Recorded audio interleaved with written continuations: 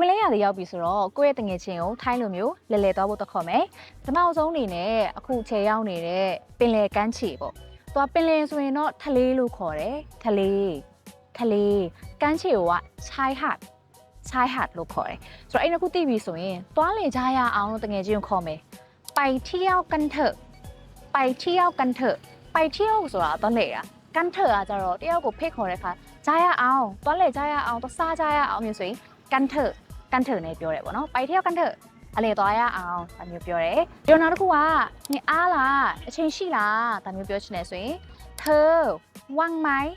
เธอว่างไหม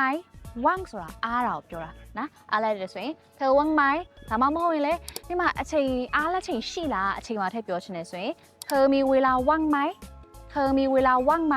ဒါကျတော့နည်းနည်းလေးစာအရေးအသားဆန်တယ်တော့ကိုကစကားပြောတူတုတ်တငယ်ချင်းပြောချင်တယ်ဆိုရင်เธอว่างไหมအားလားไปเที่ยวกันเถอะတော့လေကြရအောင်ဒါမျိုးပြောမယ်ပေါ့နော်ဆိုတော့ထပ်ပြီးတော့သိရှိချင်တဲ့အကြောင်းအရာလေးရှိလို့ရှိရင်လည်းဗီဒီယိုအောက်မှာ comment လေးရေးပေးခဲ့နိုင်ပါတယ်အခုလိုမျိုးပြန်ပြီးဝင်ပြပေးပါမယ်ကျေးဇူးဖြစ်ပါတယ်ကျေးဇူးတင်ပါတယ်